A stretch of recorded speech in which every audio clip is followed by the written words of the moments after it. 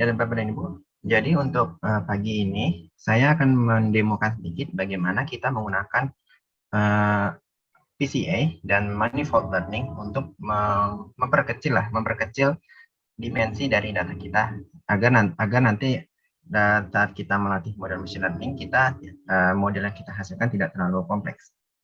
Jadi sebagai contoh, di sini saya ada satu sampel data. Di sini ada saya satu sampel data, sebuah data di mana saya punya 3 feature, C0, C1, dan C2, dengan targetnya dalam bentuk numerik. Di sini apabila saya lihat dalam bentuk tabel, dia kelihatan seperti ini. Jadi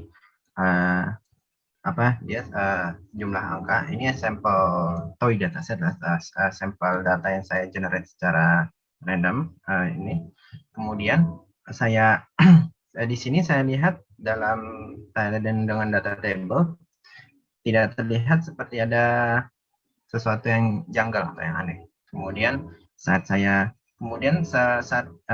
ingin lihat ini, kalau misalkan saya plotkan ke dalam sebuah plot, misalkan scatter plot, seperti apakah hasilnya? Di sini saya bisa menggunakan yang namanya visualize, yaitu scatter plot. Kemudian nanti saya sambungkan ke data saya. Ini adalah sampel data yang saya gunakan. Jadi saat saya ini misalkan saya plot dari yang awalnya 3 dimensi, kemudian saya plot ke dalam 2 dimensi lah. Saya ambil contoh sembarang sembarang fitur yang ada. Misalkan saya plot berdasarkan C0 dan C1-nya. Saya lihat di sini kelihatannya nggak ada relasi antara C0 dan C1-nya. Kemudian saat saya misalkan ganti dengan C2, oh ternyata sudah mulai ada kelihatan nih. Tapi kita memiliki 3 fitur. Kita dari data kita ini memiliki 3 fitur yang ini. Memiliki 3 fitur di mana nanti misalkan di sini tujuan saya ingin saya ingin cuma 2 fitur agar nanti bisa saya visualisasikan ke dalam bentuk ke dalam bentuk 2 dimensi, seperti ini. Bagaimana caranya? Jadi saya bisa menggunakan dimensionality reduction yang ada di dalam kalau di dalam Orange, dia terdapat di dalam unsupervised, di dalam tab unsupervised. Di sini saya akan menggunakan 2 macam metode unsupervised, yaitu pertama adalah PCA, dan kedua adalah manifold learning yang telah dijelaskan sebelumnya oleh Pak Risman. Nah di sini di dalam tools PCA yang dimiliki oleh Orange, saat saya sambungkan di sini PCA di sini dia memberikan informasi ini. Misalkan kita awalnya memiliki 3 buah fitur. Kemudian saat saya reduksi di sini Orange memberikan informasi seberapa besarkah variasi data yang ada saat saya misalkan perkecil dari jumlah fiturnya dari 3 tadi menjadi 2. Oh di sini ternyata saya lihat bahwa kalau misalkan saya turunkan ke cuma 2 fitur sebagai keluarannya, oh ternyata variansinya kumulatif variansinya ada di 0,69 dan 0,334. Nah, di sini nanti kalau misalkan Bapak dan Ibu menggunakan Orange untuk riset lebih lanjut, tampilan grafis ini akan sangat membantu karena di dalam PCA kan tujuan kita adalah mencari jumlah prinsipal komponen yang dimana tingkat variansinya itu tinggi agar bisa kita bisa menyebarkan datanya itu sehingga nanti saat kita misalkan latih untuk regresi atau klasifikasi, model akan mudah untuk mempelajari polanya karena dia tersebar lebih luas. Nah di sini kalau misalkan saya perkecil ke 1, oh ternyata di sini kalau misalkan saya kecilkan ke 1, dia variansinya lebih kecil ketimbang kalau misalkan kita set prinsipal komponennya di 2. Berarti oke, saya set di prinsipal komponennya itu adalah yaitu berarti jumlah fitur nanti saat data saya proses dengan PCA adalah berarti sebanyak 2 fitur. Oke. Saya sudah proses di dalam PCA. Kemudian saya mau lihat seberapa baguskah plotnya seberapa baguskah data hasil dari proses PCA ini sebelum nanti misalkan saya lanjutkan ke misalkan untuk klasifikasi data regresi. Ini saya gunakan lagi visualisasinya untuk scatter plot. Oke, saya sambung. Oh, kita lihat di sini ternyata saya di sini menggunakan PC1 dan PC2, di mana ini adalah dua fitur yang dihasilkan dari principal component analysis tadi. Oh, ternyata di sini kita lihat, oke, kalau kita menggunakan PCA sudah mulai kelihatan sebaran datanya. Jadi yang untuk data dengan nilai yang positif di sini yang terlihat di sini warna biru, dia cuma mengelompok ke sebelah kiri, ke sebelah kanan. Kemudian yang data-data yang nilai kelasnya negatif, di sini data nilai labelnya negatif, di sini justru mengelompok ke sebelah kiri. Tapi di sini kita lihat di tengah-tengah dia masih bercampur. Nah, ini nanti kan akan model kita akan struggle di sini untuk mempelajari ini prediksinya kemana yang baiknya ini kan. Nah, untuk itu setelah saya kalau misalkan menggunakan PCA ternyata sudah cukup bagus, tapi masih perlu ada peningkatan di area sekitar sini.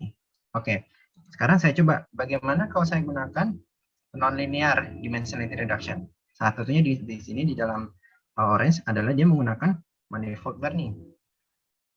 Nah, kemudian di sini dia sampai proses. Oke, saat saya buka, nah di sini di dalam manifold learning yang dimiliki oleh Orange ada beberapa banyak metode yang tersedia. Di antaranya seperti isomap yang sudah dijelaskan oleh Mas Dedi sebelumnya, TSNE, MDS, dan juga ada beberapa metode lain seperti local linear embedding atau spectral embedding.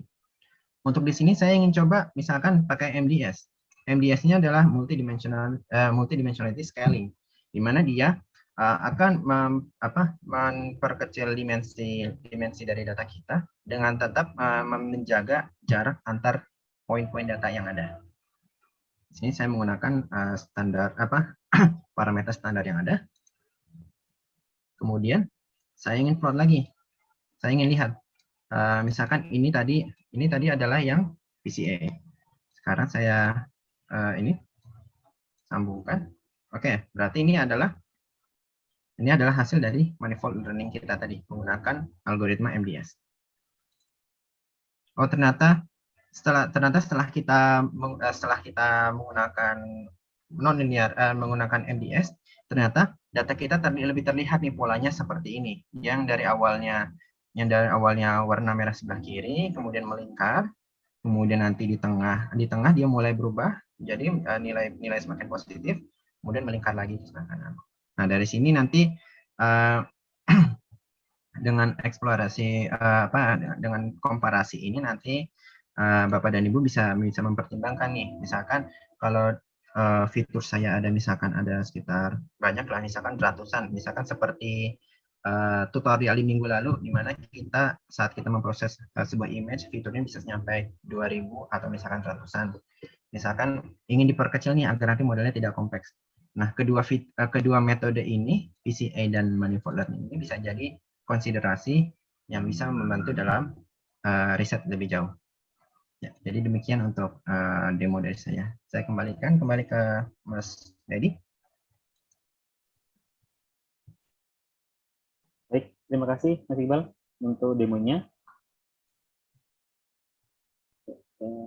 Testing dulu.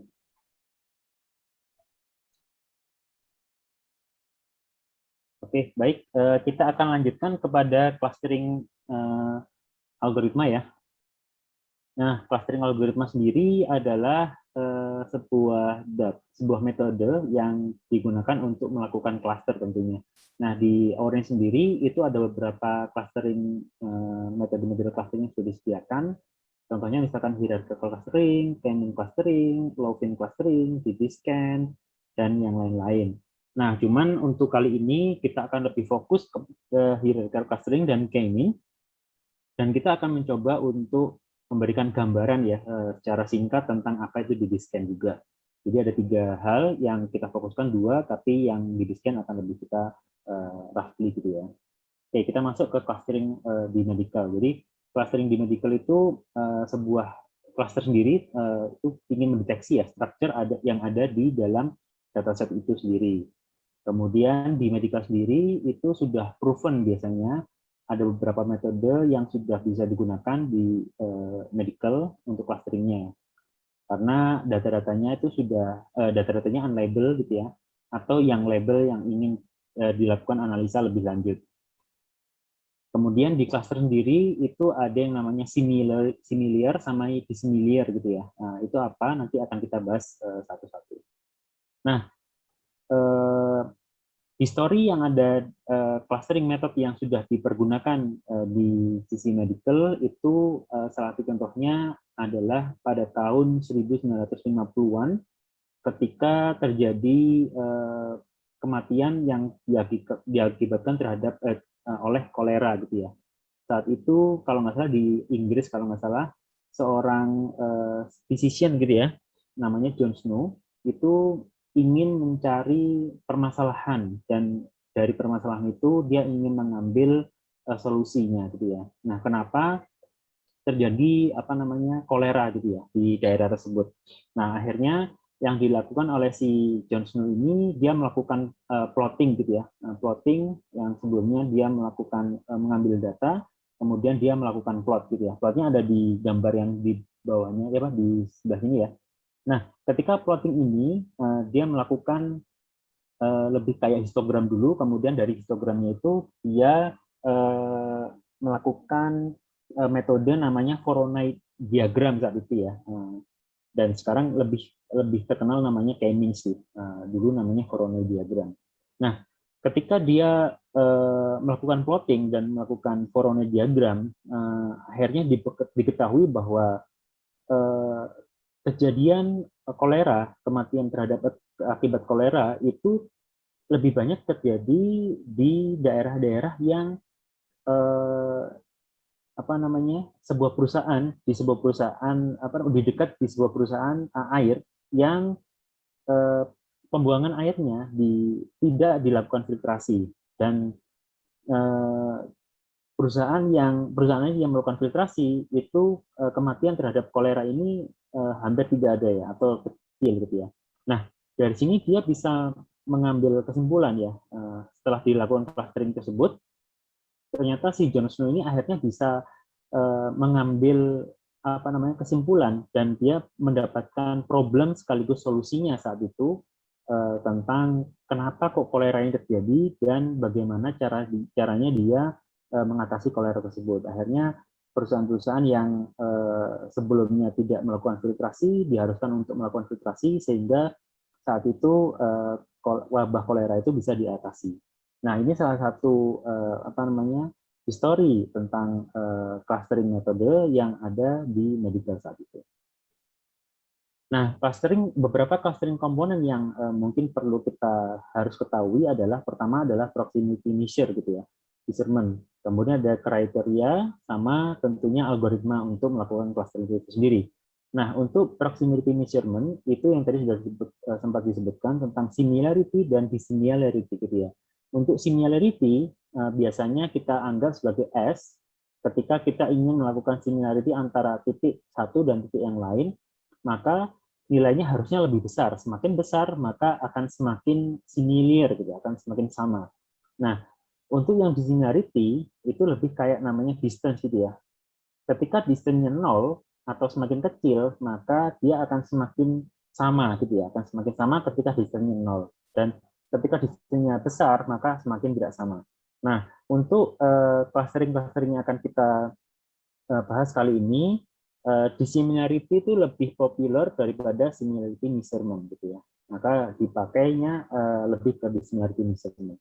Nah, kemudian yang perlu kita ketahui sendiri adalah bagaimana caranya kita melakukan evaluasi terhadap clustering itu ya. Karena contohnya misalkan di sebelah kiri itu kita anggap ini kalau sebagai physician atau sebagai seorang data analis biasanya menganggap yang sebelah kiri ini lebih ke back clustering ya karena harusnya ini 3 ya. Nah, karena manusia bisa melihat langsung lebih intuisi, tapi metode atau algoritma tidak bisa melakukan tersebut. Makanya yang ini kita anggap sebagai bad string, yang sebelah kanan kita anggap sebagai good clustering karena lebih intuisi gitu ya.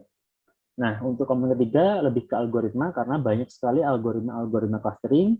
Nah, biasanya algoritma clustering itu banyak pro dan cons-nya ya. Nanti perlu kita coba, perlu kita analisa lebih lanjut bagaimana mana yang lebih bagus ketika kita melakukan clustering di data ini, dan sebagainya. Gitu ya.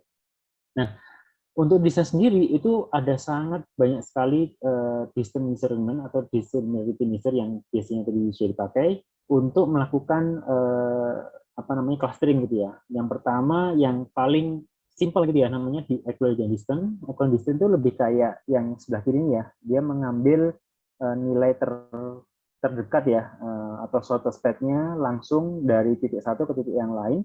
Ini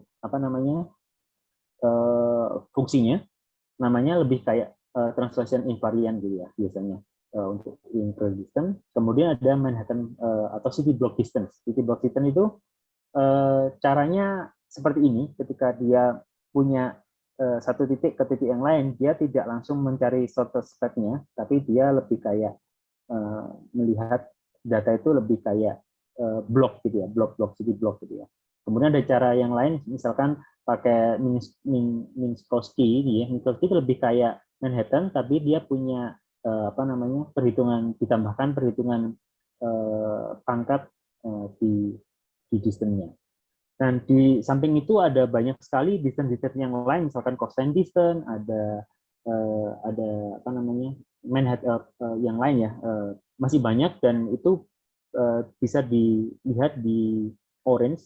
Dan biasanya sih untuk distance ini kita biasanya mencoba-coba ya beberapa distance mana yang lebih cocok untuk dataset ini, karena bisa jadi di dataset ini tidak cocok dengan distance satu, kita coba dengan distance yang lain gitu ya. Nah, untuk clustering teknik sendiri, seperti yang tadi sudah disebutkan, salah satu komponennya adalah metode clustering. Itu ada sangat banyak sekali ya. Ini salah satu contoh tipe, 3 contoh tipe ya untuk metode clustering. Masih banyak yang lain. Contohnya yang pertama adalah hierarchical clustering. Hierarchical clustering itu ada divisif hierarchical clustering, ada accumulative hierarchical clustering. Untuk yang partition itu ada banyak, ada centroid base, ada model base, ada graph theory, ada spectral gitu ya. Untuk k-mean sendiri lebih ke partition ya namanya, karena k-mean itu lebih ke centroid, maka k-mean akan masuk ke yang sebelah sini gitu ya. Nah, untuk density ada salah satu tipe lagi yang namanya density base, ada density function, ada connectivity, ada tipe lagi yang lain misalkan probability gitu ya, ada ya Bayesian dan sebagainya, ada teknik-teknik yang lain. Nah, kali ini kita akan membahas lebih ke hierarchical clustering sama partition based clustering yang centroid menggunakan k-means.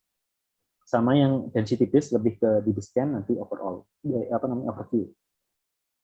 Nah, untuk k-means sendiri secara overview-nya, clustering-nya itu caranya seperti ini. Jadi seperti yang sudah disebutkan sebelumnya bahwa si k-means ini adalah partition based clustering ya, dia lebih ke centroid. Kemudian dia dilakukan secara iteratif clustering-nya. Yang pertama-tama dia akan pick number of k, karena namanya k sama kayak knn gitu ya, dia ada k-nya sebagai satu parameternya untuk menentukan berapa sih jumlah cluster yang ada di data itu ya. Nah, untuk jumlah cluster ini itu bisa kita lakukan visualisasi terlebih dahulu, kemudian kita melakukan pick number of k-nya, atau bisa juga kadang-kadang kita tidak bisa menentukan k-nya gitu ya.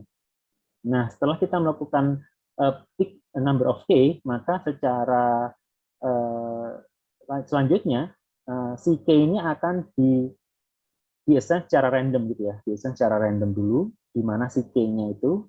Maka setelah itu, setelah k-nya ada, maka dia akan melakukan assign si data point terhadap the closest cluster center gitu ya. Si k tadi kan sudah sebagai centernya, kemudian dia akan input untuk setiap data ya, untuk setiap data. Karena setelah setiap data, akhirnya kita akan mendapatkan di mana sih data ini belong to which cluster ya. Cluster itu si k-nya itu ya, sebagai centroidnya. Nah, kemudian dia akan menghitung ulang clusternya. Dari cluster tersebut, dia akan menghitung nilai k-nya lagi dengan contohnya misalkan menggunakan average gitu ya, menggunakan average, kemudian mendapatkan k yang baru. Nah, itu secara iteratif akan lanjut seperti itu terus sampai dia iteratifnya stop atau stopping criterion-nya terpenuhi gitu ya. Ketika tidak ada titik poin yang berganti gitu ya. Nah, ini step by step-nya gitu ya. Ini misalkan contohnya data ini gitu ya. Ada kalau kita sebagai manusia akan bisa langsung melihat bahwa ini nilai poinnya ada 5K ya. 1 2 3 4 5 gitu ya. Contohnya misalkan kita sebut sebagai K-nya 5 gitu ya. Kemudian kita akan randomly choose di mana si K itu ada, misalkan titik ini, titik ini, titik ini, titik ini, titik ini. Nah, karena random gitu ya. Kemudian kita akan hitung setiap nilai ini, misalkan nyata ini, kita hitung di mana dia akan lebih dekat dengan nilai K-nya. Oh, ternyata ini dihitung dengan ini dengan ini dengan ini, dan ini, dengan ini. Maka si titik ini akan lebih dekat dengan titik ini. Maka dia akan jadi satu cluster gitu ya. Begitu juga dengan nilai-nilai K yang lain, sehingga kita sudah melakukan assign untuk setiap data point kepada data atau centroid K yang paling dekat untuk data tersebut. Kemudian kita akan melakukan averaging dari nilai K tersebut. Kita average, ternyata setelah di average, mana titik poin yang paling dekat gitu ya. Atau kita anggap sebagai averaging itu sebagai nilai K yang baru gitu ya. Maka akan ada new centroid point.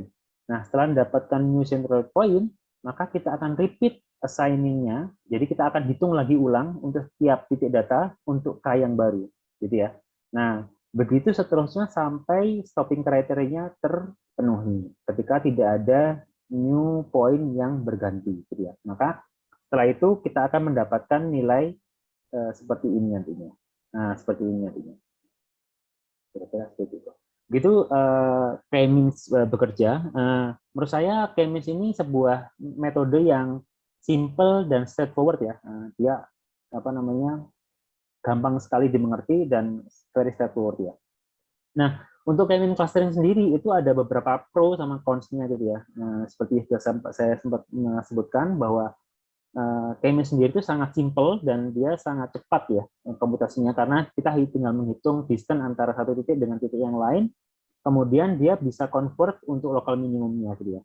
Beberapa cons yang yang susah ya dari si K-means ini karena kita harus menentukan nilai K-nya itu ya, nilai K-nya itu berapa sih nilai K yang paling bagus gitu ya, karena bisa jadi ketika kita punya data gitu ya, kita nggak tahu nih datanya itu sebenarnya seperti apa, maka nilai K-nya akan agak susah gitu ya. Kemudian karena tadi si K-nya itu di assign secara random, maka biasanya dia sensitif ya, di mana pertama kali si K itu di-assign gitu ya. Kemudian dia juga sensitif terhadap outlier dan dia tidak bisa mendeteksi spherical cluster gitu ya. Atau kita bisa deteksi. Tapi secara visual ya. Nah, contohnya yang tadi ya, yang course-nya ini. Contohnya anggap saja kita punya data seperti ini gitu ya. Warna-warnanya dianggap tidak ada, maka menurut kita itu bisa jadi kita sebagai manusia pun akan agak susah ya. Apakah kita menentukan klasternya 3 atau klasternya 2 gitu ya. Nah, itu nanti bergantung dari expertise-nya. Expertnya, oh ini 2 aja atau 3 aja, nanti seperti itu bisa jadi. Atau tadi juga sempat disebutkan bahwa si K-means ini sangat sensitif terhadap outlier gitu ya. Contohnya data seperti ini. Contohnya harusnya outlier ini kita hilangkan aja, maka kita akan mendapatkan nilai cluster yang lebih baik daripada kita mengikutkan si outlier ini menjadi salah satu cluster data di cluster hijau misalnya gitu ya. Kemudian untuk spherical cluster contohnya seperti ini, maka si K-means ini akan susah untuk memisahkan antara satu cluster ke cluster yang lain karena bentuknya melengkung gini ya, non linear gitu. Itu salah satu pro dan cons-nya untuk menggunakan K-means. Nah, untuk yang tadi yang nilai K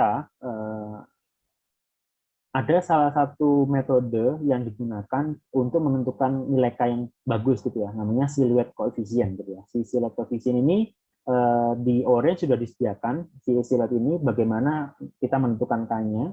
Nanti mungkin bisa didemokan setelah ini bahwa dia akan mencoba beberapa K gitu ya. Kemudian dari beberapa K itu dia akan menghitung mana yang lebih cocok untuk sebaran data seperti ini. Contohnya misalkan ini nilai cluster ini 0, 1, 2, 3, 0 ini maksudnya tidak ada cluster ya, jadi semua data itu menjadi satu cluster, satu cluster. Contohnya 0 dan 1 ini sama sih aslinya. Kemudian nilai ini nilainya itu satu garis ini itu adalah satu poin ya, satu garis ini adalah satu poin gitu ya. Kemudian kalau nilai koefisiennya itu mendekati 1, maka si cluster ini sangat dense gitu ya, sangat bagus separasinya dengan cluster yang lain. Tapi kalau 0 itu antara satu cluster dengan cluster yang lain itu saling overlap ya, susah untuk bisa memisahkan. Kita harus apa istilahnya ya, menggunakan cara yang lain supaya kita bisa melakukan pemisahan data ini.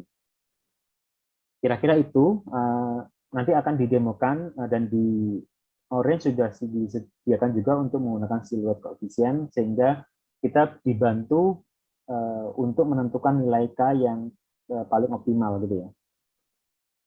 Oke, beberapa implementasi clustering di medical, contohnya adalah paper ini namanya adalah Enhanced K-means Clustering Algorithm for Pattern Discovery in Healthcare Data gitu ya. Dan ini lebih kayak bagaimana si cluster ini melakukan visualisasi lebih gampang gitu ya. Ini fokus ke health monitoring menggunakan sensor-sensor yang ada gitu ya. Kemudian medical diagnosisnya itu menggunakan beberapa tipe data, misalkan audio, video, image, sama teks. Kemudian ini lebih bukan K-means murni ya, karena ini lebih ke enhance, tapi dasarnya menggunakan K-means. Cara implementasinya di medical salah satunya bisa dibaca, ini tahun 2015 kalau nggak salah. Saya sebutkan di sini linknya, bisa dibaca juga. Nah, kita masuk ke hierarchical clustering. Hierarchical clustering itu seperti namanya, clustering ini akan mencoba untuk membuat cluster secara hierarkikal gitu ya, secara pohon tree gitu ya, pohon, dan lebih gampang untuk bisa dilihatnya. Kemudian hierarchical clustering sendiri tadi sudah sempat disebutkan bahwa dia menggunakan dua pendekatan gitu ya. Pendekatan yang pertama aglomeratif, pendekatan kedua itu divisif. Kalau aglomeratif itu lebih ke top down, tapi kalau divisif itu lebih ke bottom up gitu ya. Nah, dari dua algoritma ini, itu yang paling populer adalah si aglomeratif atau top down. Nah, ini lebih ke top down ya. Jadi pertama-tama bagaimana si aglomeratif hierarchical clustering ini bekerja. Yang pertama adalah pertama-tama dia akan mengassign setiap poin itu sebagai cluster atau sebagai node lah intinya gitu ya. Karena cuma dia sendiri gitu ya. Kemudian habis itu dia akan mencoba menghitung distance-nya antara dirinya dengan node yang lain. Kemudian dia akan mencoba memerge si node itu dengan node yang paling dekat dengan dirinya. Dan begitu seterusnya sampai seluruh cluster itu menjadi satu cluster, seluruh node itu menjadi satu cluster. Begitu kira-kira step-nya. Contohnya seperti ini. Contohnya misalkan ada 1, 2, 3, 4, 5, ada 6 ya, ada 6 data. Kemudian 6 data kita anggap sebagai A, B sampai F gitu ya. Yang pertama-tama yang akan kita lakukan adalah kita coba identify data yang paling dekat. Ternyata misalkan paling dekat adalah E sama F gitu ya. Maka ketika E dan F ini paling dekat, maka kita akan merge gitu ya. Kita akan merge. Setelah kita merge data ini, kita akan hitung lagi untuk seluruh data ya. Untuk seluruh data ini, kita tidak hitung si data yang E dan F ini menjadi 2, tapi menjadi 1 ya. Jadi kita anggap sebagai satu titik di sini. Nah, misalkan ini pakai express-nya gitu ya. Kemudian setelah kita hitung seluruhnya, mohon maaf, saat ini kami belum dapat melayani Anda. Untuk permintaan informasi, silakan mengirimkan pertanyaan. Ya, makasih. Nah, kemudian setelah kita menghitung nilai ini, ternyata kita anggap si A dan B ini menjadi yang paling dekat gitu ya. Nah, ketika yang ini menjadi yang paling dekat, akhirnya kita akan memerge dua hal ini. Jadi seperti ini gitu ya. Nah, dari sini kita akan tahu bahwa sudah ada cluster 1 dan cluster 2 di sini, dan tinggal 2 titik ini ya. Dan Dari dua titik ini kita akan menghitung lagi kembali.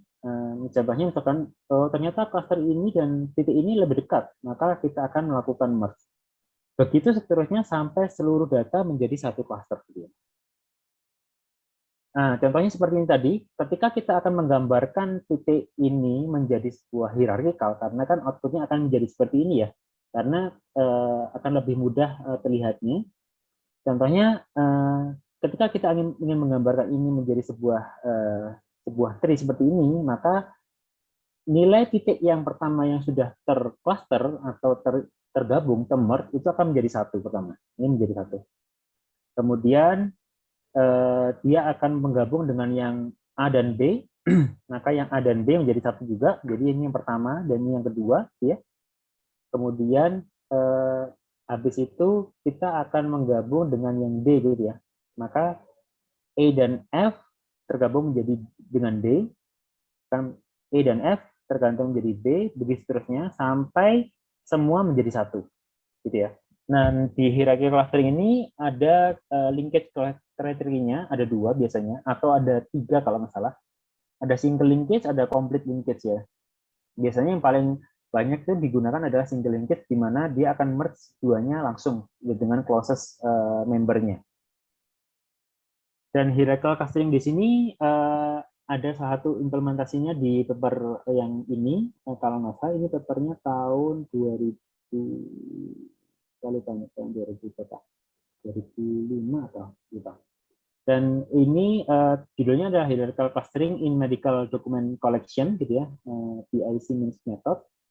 Di paper ini dia mencoba untuk melakukan clustering terhadap dokumen-dokumen yang ada di medical, gitu ya. Dia akan ingin mencoba melakukan clustering, kemudian dia akan melakukan pelabelan lah, kira-kira seperti itu.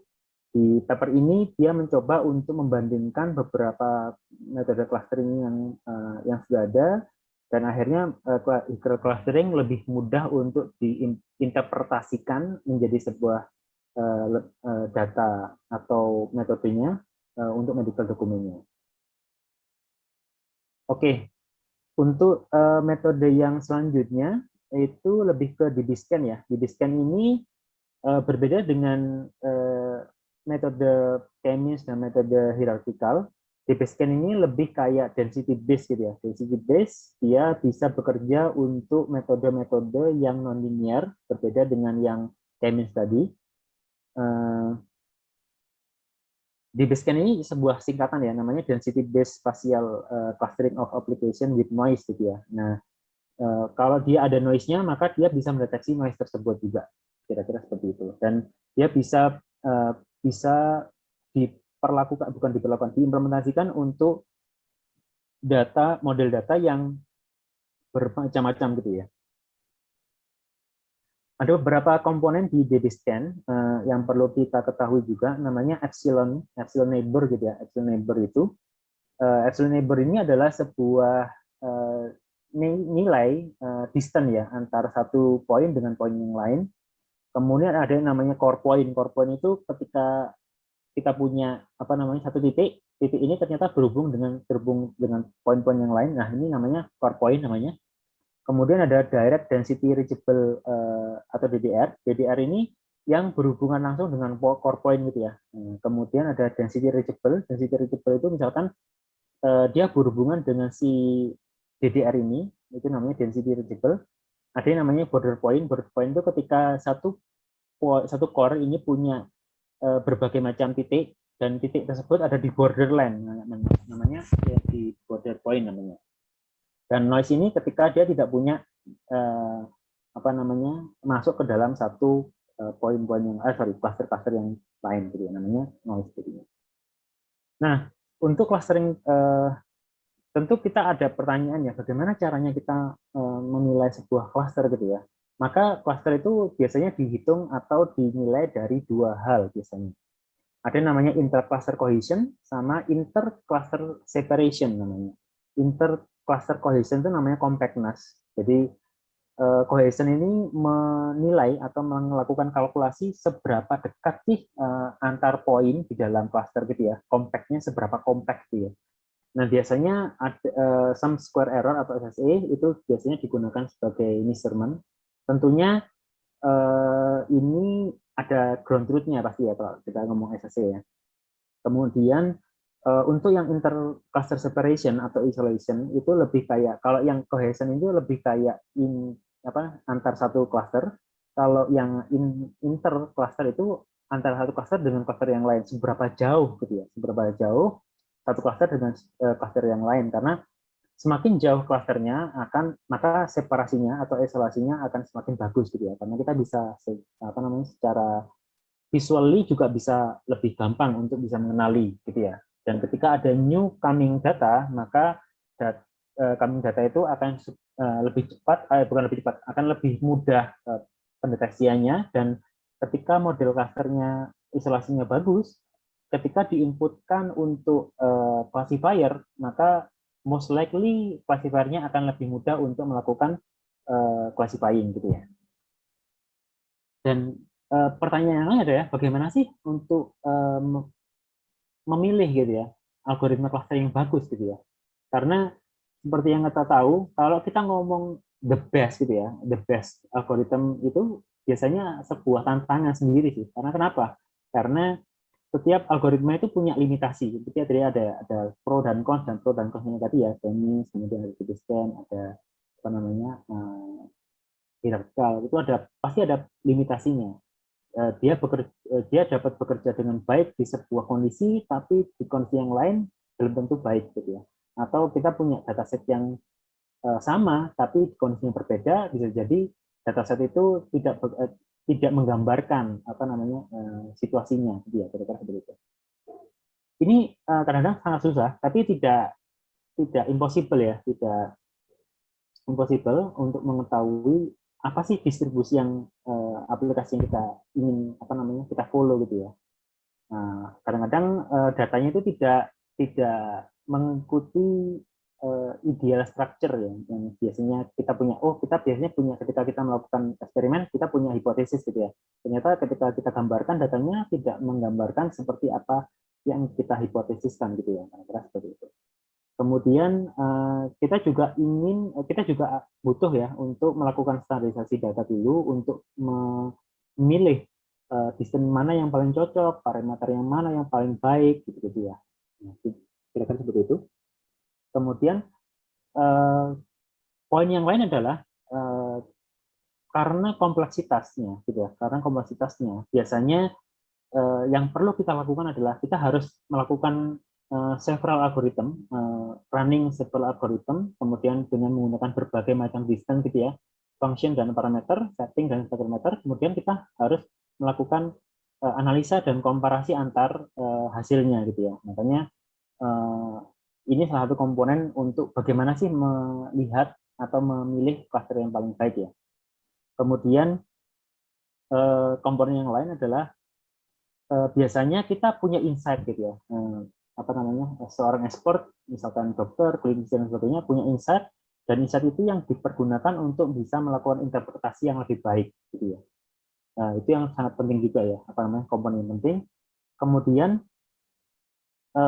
clustering itu juga biasanya highly applicant dependent ya. Tadi sudah sempat saya bilang satu data mungkin bisa masuk ke aplikasi ini tapi tidak masuk ke aplikasi ini ya. Jadi ini lebih ke personal sih, personal preference harusnya seperti apa. Kira-kira itu bagaimana caranya kita melakukan metode-metode mana yang paling bagus untuk data yang sedang kita hadapi gitu ya. Perlu kita jawab pertanyaan seperti itu. Dan ini beberapa metode-metode clustering yang ada di scikit-learn kalau nggak salah. Di scikit-learn, kenapa kok di scikit-learn? Karena di scikit-learn lebih lengkap. Tapi saat ini kita menggunakan O-ring. Meskipun demikian, scikit-learn tetap bisa kita pergunakan ya dengan menggunakan Python code di dalamnya, sehingga misalkan metode yang kita inginkan kita coba tidak ada di Orange, tetap kita bisa pergunakan dengan menggunakan scikit-learn ya. Contohnya beberapa misalkan mini batch scanning gitu ya, ada alternative propagation, ada MinShift, spectral clustering, accumulative clustering tadi, ada T-scan, optic, BIS dan Gaussian mixture. Di sini kita bisa menggambarkan lebih gampang karena kenapa? Karena kita akan bisa tahu di sebelah mana atau di data seperti apa algoritma itu bisa bekerja dengan baik gitu ya. Contohnya misalkan yang ini nonlinear ya, nonlinear yang benar-benar bulatan dua. Kalau dari sisi kita harusnya bulatan dua ini terpisah secara langsung ya, seperti yang ini atau seperti yang ini gitu ya. Atau misalkan yang spherical seperti ini gitu ya. Kemudian ada yang kayak distribusi seperti ini, atau yang panjang-panjang, atau yang jadi satu seperti ini. Nah, ketika kita bisa melakukan visualisasi terhadap data kita, maka kita bisa melihat apa namanya gambar ini sebagai sebuah referensi ya. Oh, ternyata model kita seperti ini. Maka mana algoritma yang akan bekerja dengan baik terhadap sebaran data yang punya kita, kira-kira seperti itu ya. Nah, ini beberapa satu paper lagi yang diberlakukan untuk K-means ya, untuk apa namanya clustering, menggunakan multi-skill classification di heart failure. Ini menggunakan electronic medical record ya. Jadi kalau dilihat di papernya, dia menggunakan natural language processing untuk melakukan ekstraksi. Kemudian setelah dilakukan ekstraksi, dia melakukan multi-skill classification gitu ya. Multi-skill classification itu apa? Jadi dia menggunakan beberapa skala untuk melakukan klasifikasi di apa namanya di datanya gitu ya. Jadi K-nya ada K1, K2, K3 sampai kalau nggak salah di papernya itu dia menggunakan 10 skala yang berbeda, mulai dari 2, 4, 6, 8, terus ada sampai 10 kalau nggak salah, kemudian ada 13, 15, 17, dan 27 kalau nggak salah. Dan di sini di paper tersebut disebutkan bahwa apa namanya di heart failure-nya itu bisa tergambar dengan bagus, bisa terpisahkan dengan baik dengan apa namanya dengan gambaran warna-warna ini ketika dia K-nya adalah 15 kalau misalnya. Ketika kali 15 kita bisa melihat penggambaran apa namanya proyeksi datanya dengan sangat baik ya. Di sini dia disebutkan flow-nya mulai dari EHR database-nya, kemudian EHR-nya diapakan, kemudian sampai dia melakukan clustering metodologinya dengan berbagai K. Makanya namanya multi-skill classification. Mungkin itu yang dari saya untuk yang clustering. Setelah ini akan ada demo, yang semoga demonya cukup waktunya sampai 10.30 nanti. Habis itu kita ada perkenalan reproduksi oleh Pak Resmi. Silahkan Mas Adi ya. Oke, selamat siang semuanya. Jadi pada hari ini saya ingin sedikit mendemokan ya terkait yang sudah dijelaskan oleh Mas Nadi. Jadi kan sebelumnya Mas Nadi sudah menjelaskan ya ada beberapa metode clustering yang bisa kita pakai. Nah di Orange sendiri ada empat metode clustering yang bisa dipakai: hierarchical clustering, K-means, Lewin, sama DB-scan. Nah, ini pada hari ini saya ingin menjelaskan ada 3 clustering yang biasa kita pakai. Nah, sesuai dengan urutannya Mas Nadi tadi, jadi ada 3 macam clustering method ya yang bisa dipakai, itu partition, hierarchy, sama density. Nah, pertama kita ke K-means dulu, K-means clustering. Nah, kalau misalnya di Orange sendiri ini kita bisa tarik ya K-means saya, kita tarik. Lalu nanti di sini ada beberapa informasi nih. Nah, maksudnya informasi ini apa saja sih? Jadi kita bisa cek di sini. Nah, tadi sesuai dengan yang dijelaskan Pak Mas Nadi, itu kita harus memilih dulu kan fix cluster yang ada gitu, atau titik poin yang utama yang awal gitu. Nah, kalau misalnya di sini kita menggunakan 4 titik. Nah, 4 titik ini akan otomatis akan bergerak gitu, langsung selalu menghitung rata-rata dari setiap jaraknya ya. Nah, kalau misalnya dilihat, itu pertama ada 4, lalu dia akan menghitung masing-masing jaraknya antar titik, lalu dia akan bergerak nih. Setelah mengetahui rata-rata dari jaraknya tersebut, dia akan bergerak, disesuaikan, dan seterusnya gitu. Nah, kalau misalnya dilihat di Di sini kita menggunakan 4. Lalu di sini ada preprocessing, ada normalize column, di mana kita menormalize column. Terus ini ada initiate. Nah, ini cara initiate titiknya aja sih. Lalu di sini ada rerun dan maximum iteration. Maksudnya apa? Jadi kalau misalnya di sini itu dia kan bergerak terus ya. Nah, itu kita sebut sebagai iteration atau step gitu. Nah, kalau misalnya dari gambar ini dia ada 12 step. Nah, dia akan bergerak nih 12 secara 12. Nah, kalau bisa di sini di kita itu dia menggunakan di sini ditulis 12 step gitu. Nah, ini reruns itu maksudnya apa? Jadi nanti dia akan melakukan 10 kali 12 iteration gitu. Jadi nanti setelah ini yang pertama, misalnya ini ada run yang pertama gitu. Lalu dia run lagi, run yang kedua, dan seterusnya sampai 10 gitu. Nah, itu akan dicari mana yang terbaik gitu dari 10 run itu gitu.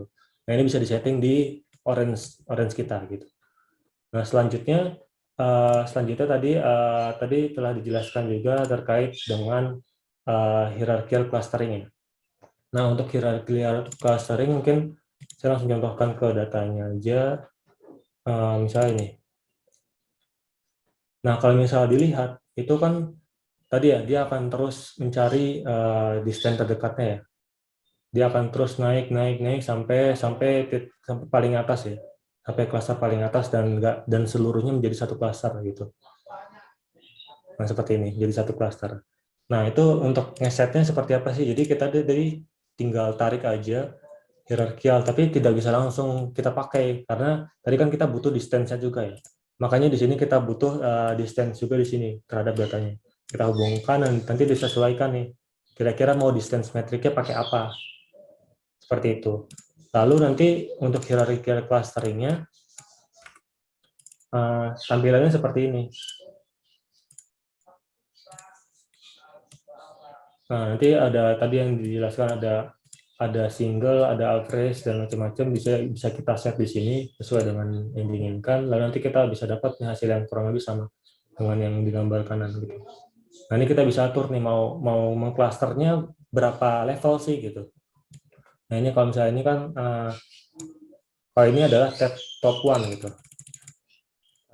Ini top 1 berarti otomatis semuanya menjadi satu klaster, lalu kita bisa pilih top 2 misalnya kita pengen mendapatkan 2 klaster yang seperti ini, lalu top 3 dan seterusnya gitu. Nanti kita bisa set atau mungkin dari height ratio-nya gitu, dari tinggi jaraknya ya. Kita bisa tarik, disesuaikan. Nah, seperti itu. Ini untuk yang hierarchical clustering. Lalu untuk yang DB-scan, itu kan metodenya tadi sudah dijelaskan ya. Jadi nanti kita akan menentukan minimum point, lalu ada epsilon itu jarak antar poinnya yang bisa disebut nanti bisa dikategorikan itu noise atau bukan gitu. Nah, kalau misalnya di orange sendiri itu ada DB-scan ya. Kita bisa tarik. Lalu nanti ada penjelasan ini di sini. Nah, untuk penjelasannya mungkin saya ambil dari sini aja, nanti saya jelaskan lebih lanjut yang bawah ini. Nah, kalau misalnya kita lihat dari gambar yang tadi, ilustrasi yang tadi, itu di sini. Jadi, nah di sini kan ada minimum point-nya. Minimum point itu berapa core point sih gitu. Nah, kalau misalnya kita lihat dia ada satu yang merah ini, baru yang biru, selanjutnya yang hijau dan yang kuning itu sisanya dia noise gitu. Nah, itu sebagai minimum poinnya gitu. Nah, kalau misalnya di sini kita bisa set minimum poinnya 2 atau 3 dan seterusnya gitu. Jadi minimal dia harus punya 2 klaster gitu dalam DB-scan tersebut. Nah, terus di sini ada neighbor distance-nya, di sini epsilon ya. Ini kita bisa set atau bisa kita tarik, disesuaikan. Seperti ini. Nanti bisa disesuaikan dengan hasilnya. Nah, di sini ada distance-nya, nah kita bisa pilih nih antara 3 ini gitu. Bisa dipakai adalah Euclidean. Nah, ini bisa dicek-cek lagi, disesuaikan dengan datanya. Jadi kurang lebih seperti itu. Nah, gimana sih pengaplikasiannya secara langsungnya gitu di data kita? Tadi kan baru teorinya ya. Nah, jadi pertama kita coba paint data deh, gitu. Kita coba gambar data secara sederhana gitu. Misalnya kita ingin menggambar cluster gitu, di sini kita hapus. Nah, ini kita cuma punya data dengan label satu, artinya kita nggak tahu nih dia clusternya termasuk apa gitu. Nah, ini kita misalnya gambar di sini gitu. Misalnya kita punya 4 poin gitu di sini. Lalu nanti untuk penggunaannya cukup kita tarik aja. Tadi kan di sini ada unsupervised ya. Misalnya kita pakai k-means di sini. Nah, ini kita cukup tarik aja gitu. Kita tarik, lalu nanti cara melihatnya itu ada di visual. Kalau misalnya kita lihat di pojok di kiri, itu ada namanya scatter plot. Itu kita tarik. Nah, dia akan bisa nih memisahkan langsung gitu dengan kita men-set di sini siluetnya, color-nya adalah cluster gitu. Nah, dia bisa nih memisahkannya gitu langsung. Nah, kalau misalnya data ini kan berarti data ini masih 2 dimensi, berarti X dan Y gitu. Nah, gimana sih kalau misalnya data kita multidimensi gitu? Kalau misalnya datanya multidimensi, contohnya adalah misalnya kita pakai breast cancer ya. Kalau misalnya ini kan sering kita pakai, itu ada beberapa informasi yang kita miliki di sini, ada yang ibaratnya ini adalah dimensinya ya. Nah, dimensinya itu ada 8, ada 8 dengan targetnya type gitu, targetnya bening atau malignan gitu di sini. Nah, karena yang kita ingin pelajari sekarang adalah clustering, kita butuh mengeksklut dulu ya targetnya. Tadi sebelumnya seperti ini targetnya, itu kita eksklut aja, jadi benar-benar yang kita miliki fiturnya aja gitu. Nah, fiturnya aja. Nah, untuk clustering sendiri sebenarnya bisa dua cara. Yang pertama, kita benar-benar masukkan semua perhitungannya ya, semua fiturnya ini ke dalam cluster kita gitu. Nanti dia secara apa ya, perhitungan di dalam itu dia akan menghitung gitu jaraknya atau misal poin dan macam-macamnya itu secara apa ya, secara komputasi di dalamnya gitu. Kita nggak tahu dalamnya seperti apa.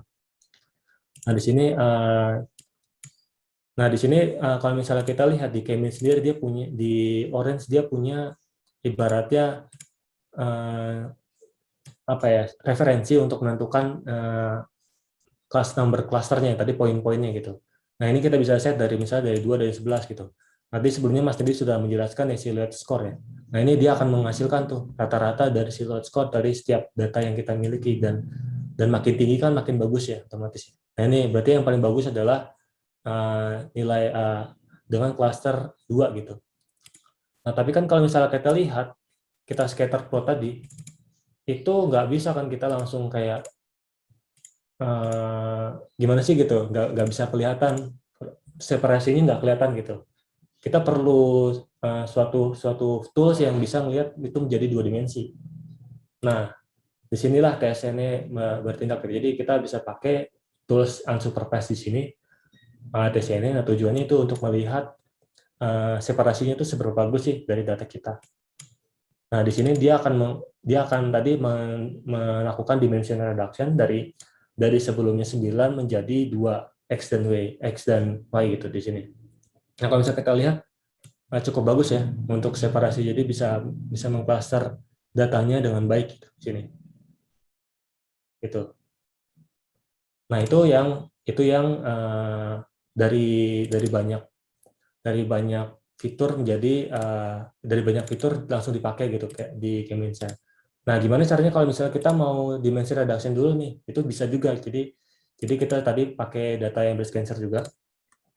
Lalu nanti kita masukkan ya, kita seperti biasa kita select kolomnya, kita ignore. Lalu nanti kita lakukan PCA gitu yang sebelumnya sudah dijelaskan. Gitu, misalnya kita pakai 2 gitu karena 2 dimensi ya, ini 2 dimensi. Nah, itu lalu kita pilih, tadi kan fiturnya yang dipakai ini ya, jadi semuanya kita masukkan gitu. Nah, ini kita pengennya yang tadi hasil dari PCA-nya atau dimensi reduction-nya. Jadi kita ignore, lalu kita pilih 2 ini menjadi fiturnya gitu. Nah, gitu. Selanjutnya itu bisa langsung kita k-means gitu, karena kita pengen cari berapa sih gitu k-means-nya. Nah, di sini 3 ya, bisa dilihat 3. Lalu nanti kita bisa langsung nih plot gitu. Nah, tentunya tadi kan ada yang hilang ya, informasi yang hilang ya, atau apa gitu, karena kita melakukan dimension reduction gitu. Nah, dia akan menghasilkan hasil yang berbeda sih dari yang tadi. Jadi kalau mungkin saran saya dia langsung kita masukkan saja ke metode ininya, K-means-nya. Lalu nanti dia jadi datanya tuh benar-benar komplit lah ibaratnya. Nggak kita reduce dulu gitu. Cuman kelemahannya tadi butuh resource yang lebih tinggi ya untuk hal itu. Nah, tadi kan kita udah tadi yang melakukan clustering. Nah, apa sih bedanya gitu? Tadi kan sesuai dengan metodenya masing-masing yang telah dijelaskan oleh Mas Nedi gitu. Itu kan dia punya kelebihan dan kekurangan masing-masing. Nah, ini kita lihat nih gimana kelebihan dan kekurangannya. Misalnya ini kita punya data yang normal lah, ibaratnya separasinya kelihatan banget nih. Nah, misalnya ini kan otomatis semua model bisa lah ya. Gitu. Kalau misalnya K-means, dia bisa memisahkan, lalu untuk yang hierarkial gitu juga bisa, untuk yang dibiskan juga bisa karena memang mudah gitu untuk separasinya. Lalu nanti, nah problemnya kalau misalnya datanya seperti ini gitu. Nah kalau misalnya data seperti ini, dapat kita lihat nanti kelebihan dan kekurangan masing-masing teknik gitu atau metode gitu. Nah kalau misalnya kita lihat di sini, misalnya K-mean ya. Nah K-mean sendiri tadi kan kita harus set dulu ya. Harus set berapa sih klasternya gitu. Sedangkan kita nggak tahu. Kalau di sini kan agak-agak bingung ya klasternya gitu. Jadi kita bisa set manual atau misal pakai ini, dia akan mengkalkulat nih yang paling bagus 4 walaupun ini enggak. Nah ini dia akan otomatis ya. Nah biasanya kan set manual tuh. Nah kalau misalnya di Biscan itu dia nggak bisa gitu. Kenapa? Karena metodenya nggak cocok dengan data yang ada gitu. Jadi kan dia akan mencari density-nya ya, ibaratnya ya. Density dari data tersebut akan cari-cari dan otomatis akan kebingungan gitu pada suatu titik gitu. Nah, hasilnya seperti ini gitu. Nah, kalau misalnya scatter untuk yang hierarkiar dia cukup bagus juga gitu karena memang sesuai lah. Karena dia mencari distance ya. Dan metodenya kurang lebih mirip sama K-means lah. Seperti itu. Cari distance. Nah, tapi kalau misalnya datanya seperti ini gitu. Nah, kalau misalnya kita tebak pasti dibiskan kan ya, yang lebih bagus gitu. Kita coba lihat.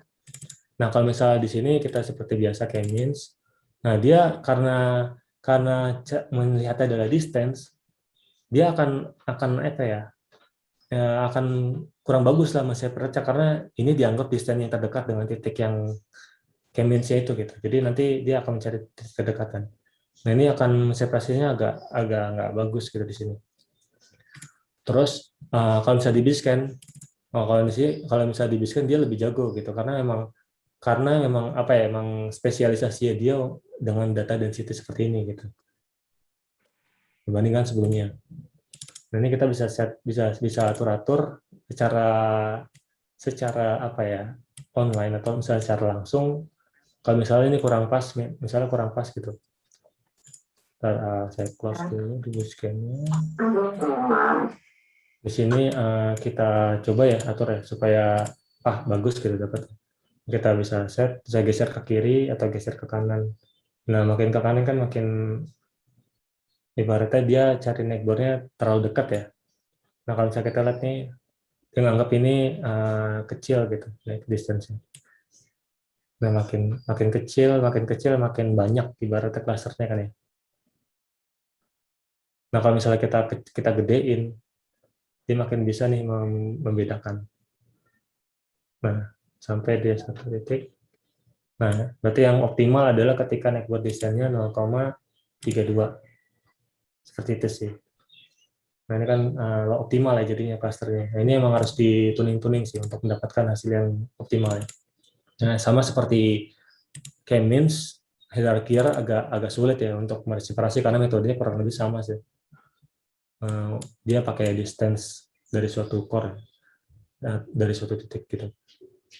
Nah, seperti itu sih. Nah, jadi tadi saya summary. Jadi untuk yang clustering ini cukup mudah ya untuk di Orange sendiri. Di sini ada untuk yang clustering itu ada 4 metode yang biasa dipakai, hierarkial, K-means, dan DB-scan.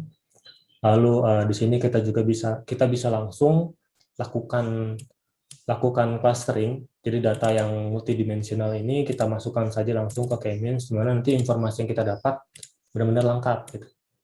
Lalu nanti untuk melihatnya kita bisa pakai TXNE di sini.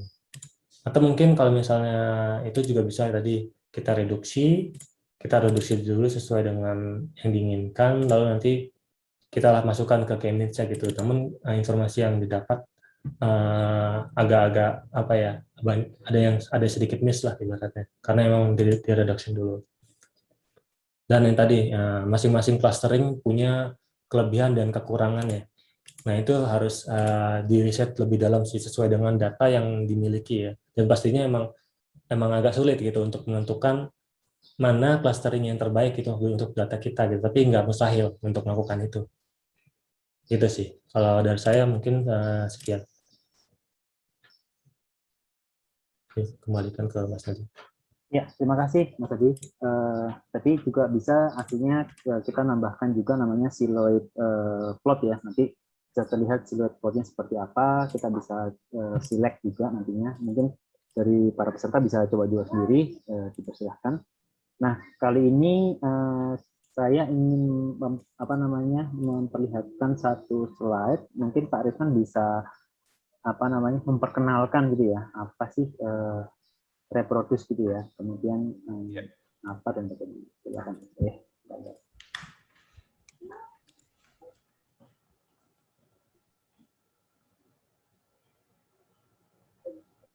Silakan Pak Riz.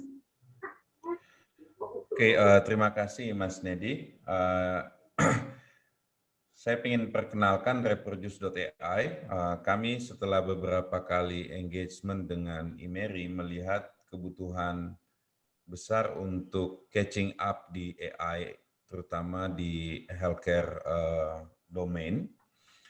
Nah, ada beberapa hal yang menjadi kendala yang kami notice so far. Itu yang pertama adalah kemampuan untuk mereproduksi state of the art model itu sangat rendah. Tapi kreativitas di sisi lain sebenarnya dari sisi peneliti-peneliti lokal itu cukup tinggi. Cuman memang ada kendala bagaimana mereproduksi hasil akhir atau state of the art yang ada, dan selanjutnya stepnya adalah merevisi atau memodifikasi untuk menghasilkan model yang lebih baik. Nah, berdasarkan background itu, kami berdiskusi dengan Imeri untuk memiliki layanan data scientist atau AI engineer untuk peneliti healthcare, agar peneliti di domain healthcare itu bisa fokus untuk memproduksi data dan ada support untuk mereproduksi model-model state of the art yang terakhir untuk use case yang mereka ingin teliti atau mereka ingin gunakan.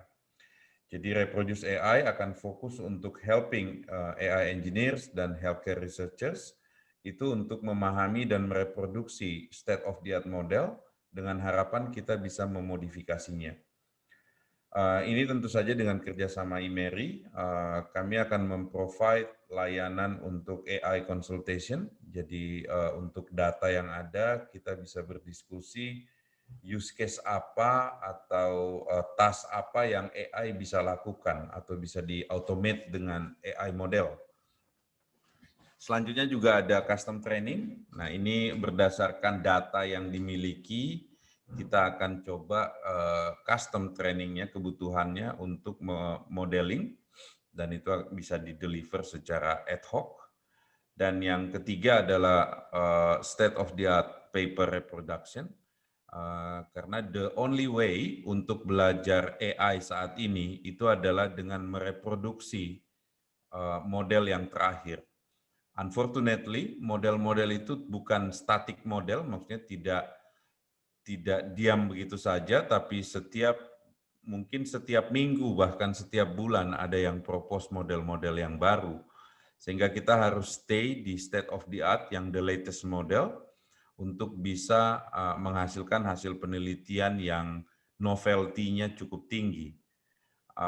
Ini salah satu visi kami juga di Samsung untuk mempertinggi jumlah publikasi, terutama di bidang AI dari Indonesia dengan novelty yang baik. Paper production itu akan melibatkan juga development tentu saja sulit biasanya untuk hanya menggunakan satu tools seperti Orange.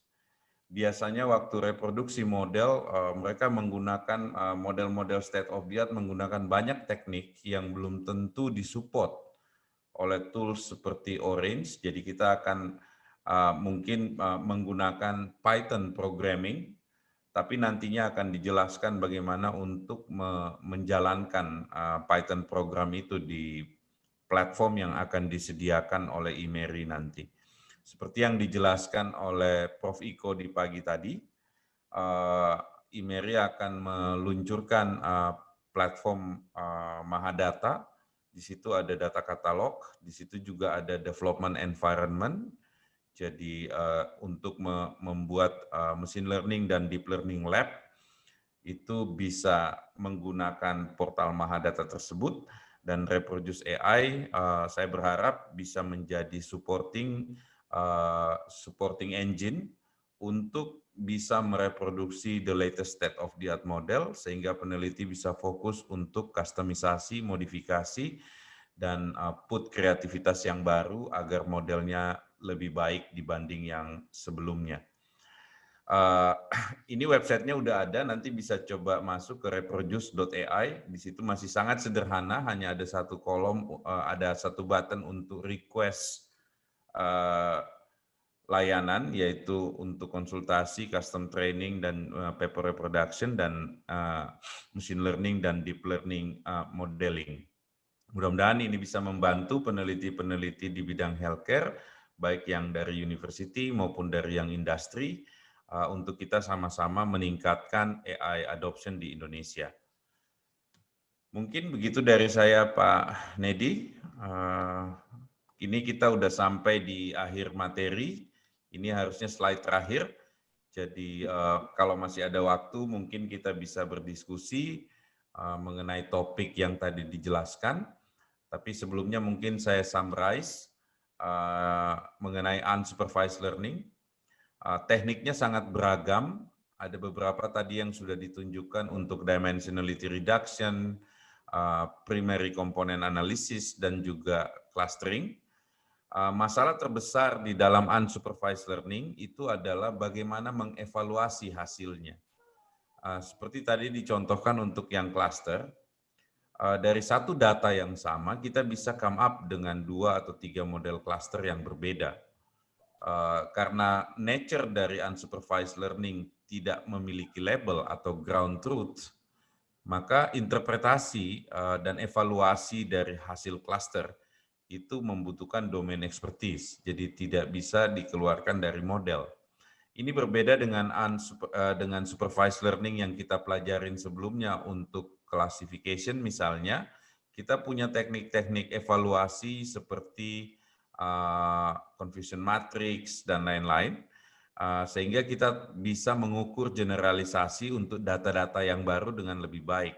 Tapi untuk yang unsupervised ini memang challenge yang dimiliki oleh unsupervised learning, dan memang sangat terbatas metode evaluasinya, sehingga kita harus put lebih banyak teknik ke dalamnya untuk menjustify hasil dari clustering atau dimensionality reduction yang dihasilkan oleh teknik-teknik tersebut.